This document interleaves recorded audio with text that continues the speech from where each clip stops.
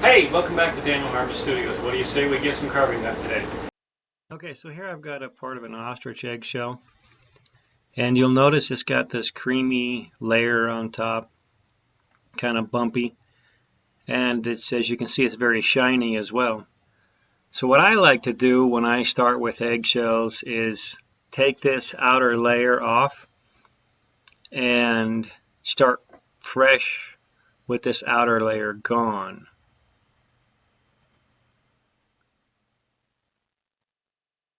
When you take that creamy layer off, or that cream colored layer off, you have this white layer here. This white layer is what I usually like to start off with. So I'll take a sander, a big sander, or well, not big necessarily, huge, but I'll take this big sanding disc, and I'll take this and I will grind off that outside layer. And surprisingly enough, that outside layer is pretty tough, and it's kind of like sanding off ceramic. So it takes a little bit, but I like to start off by taking that layer off.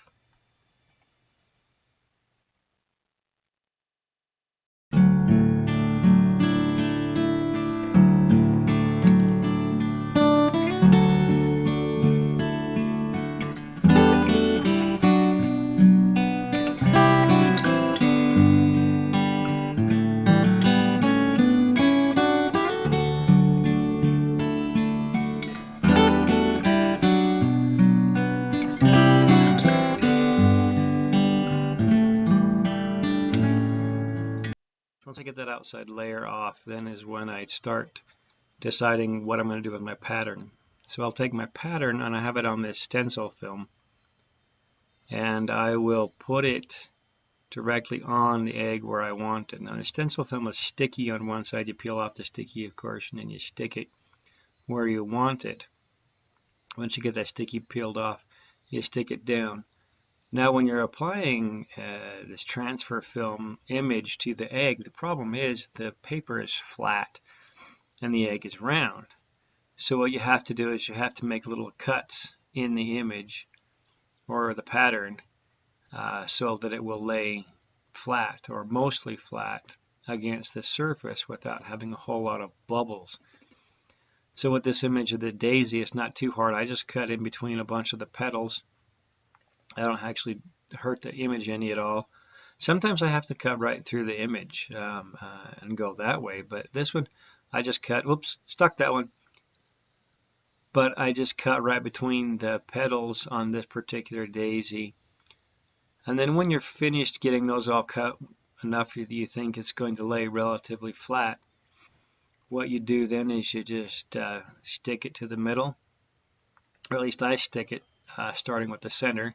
Yep, find center, and then just push it down around that, and then you're going to have a lot of overlay on these little areas that you just cut, so that's what helps it stay flat, is the stencil now overlays on other parts. As you see, lift up there, put it down, and make sure you go around so that they lay on top of each other as you go around.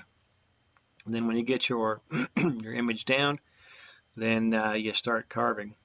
So what I do is I will grab a 699 burr and I will just outline the image. And then once I get it outlined, it's already there. And had some camera difficulties and I lost that. But you can't really see it here depending on how I hold it. It's really hard to see, but it is etched in there a little bit already that I went through with the design with that 699 that I've got there. And I etched or just carved right through the pattern. And then I could put my image on there. Kind of see it somewhat. But as I go around now, what I do is, now that the image is on there, I go around again with that 699 and I go a little deeper, a little bit more, a little bit more around the edges of those petals. And the 699 has a flat tip on it. It's a kind of a cone shape. And so I hold it at an angle so that the flat part is cutting, flat part of the tip is cutting up against the outside edge of the petal that I'm working on. And the inside, or the flat angle, I guess you want to say, is cutting from the other petal that goes underneath it. So I've got that, and I'm just going to go around. I'm going to just make those a little deeper, and you'll see that.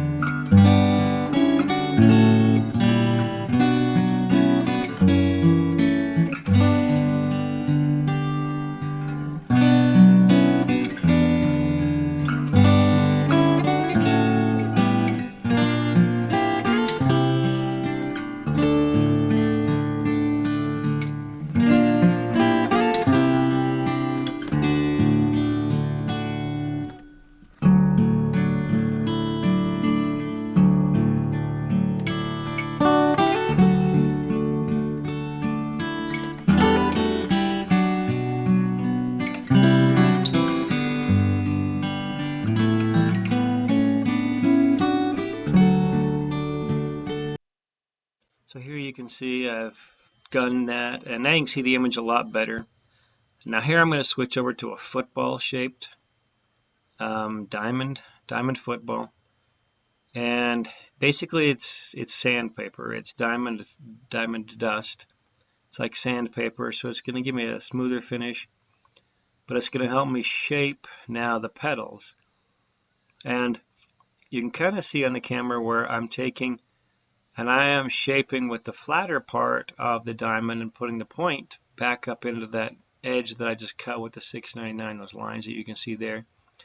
So the petals that go underneath, I'm shaping them down a little lower here with that football. So I'm shaping and carving away at the one that's going underneath the one that's there on top. So as I continue to do that, I'm going to, again, it's going to add more shadow to it because it's going deeper. And as it goes deeper and as you get more shadow, then you can get more contrast. When there's more contrast, you can actually start to see the carving that's in the eggshell. So I'm just going to continue to do that. Do the same thing, just go over each petal that's underneath, and where they meet and go underneath, I'm going to just continue with that football and come from the side that's going underneath and shape that down below the one that's above.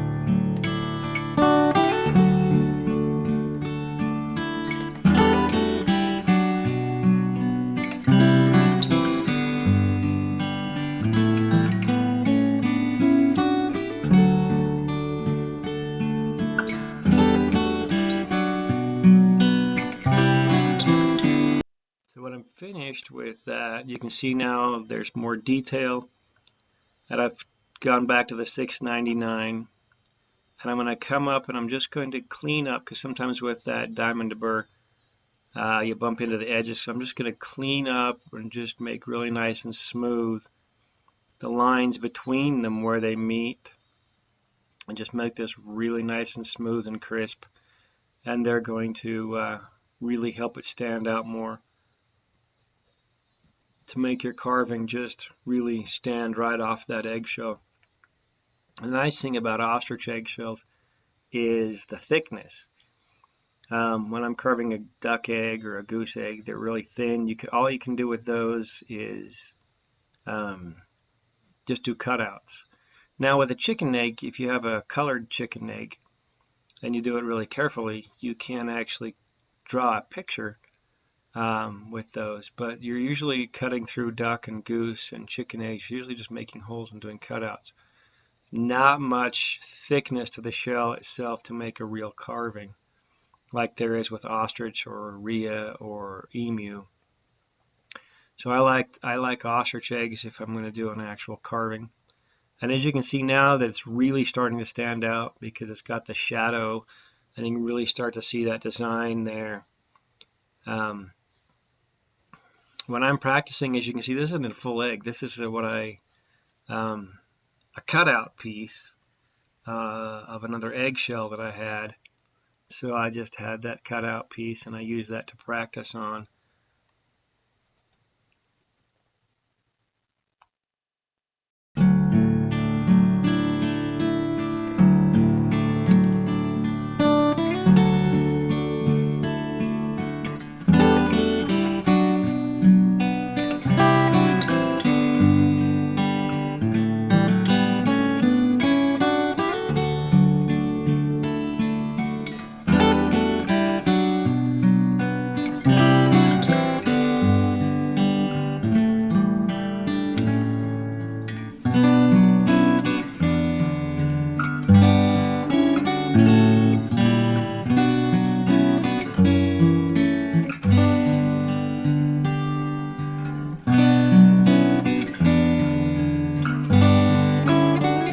I'm finished doing that. I'm going to put in a small round carbide bit. What I'm going to do with that is I'm going to stipple. If you know what stippling is, basically just, if I had a pencil or a pen, I'd be making really small dots.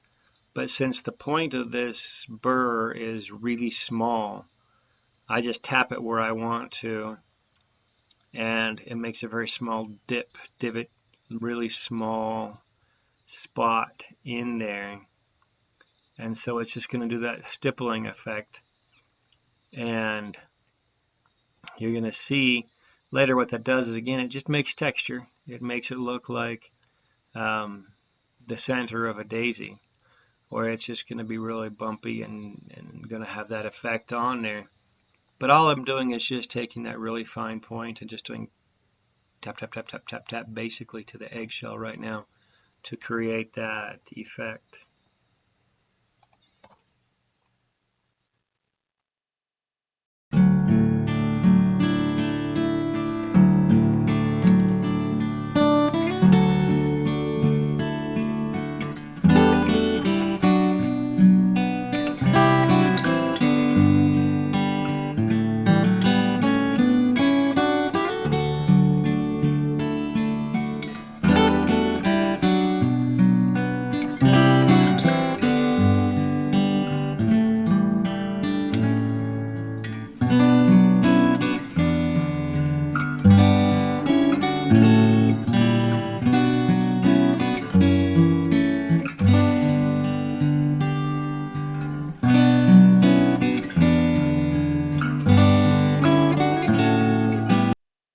So now with this particular one, what I'm doing here is I'm going to go around the outside again with the 699. I've only used 3 burrs in this whole project.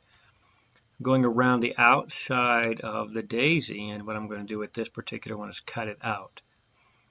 Now again, because they're thick and they're hard, it's really, if I had to compare it, I'd say it's really like carving through ceramic because they're really hard. Ostrich eggs are very, very tough. See how thick they are? You can't really tell, but it's about a 1/16 of an inch. And I'm going through and I'm cutting through that eggshell And because it is so thick, I have to make multiple passes in every area. See, there you go. I just broke through right there. And as you go around, again, it takes a minute to get that all cut out. But I'm just going to go around and around, over and over every area, just taking off a little bit at a time because it's so thick. It's hard to do with one pass of the bit through there. So that bird's going to go through and around and around. And then it's going to, well, we're going to have a cutout with this particular project. It's going to cut out that daisy. And then you'll see here in a second what that looks like.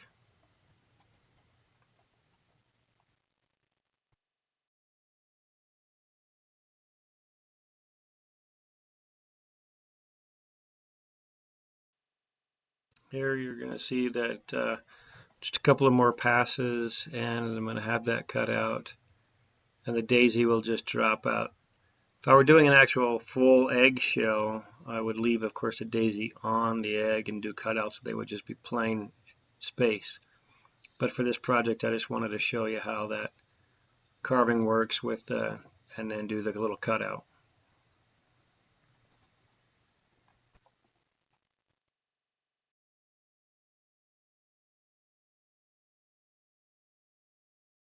Thank you for watching. I hope these videos have helped you learn to find that creative spot in your life and help you to open up the gifts that God has given you, and I hope that you will be able to take what you've seen here and put it to use in some way in your life to find something creative to do. And in the words of Bob Ross, have a blessed day. Thank you.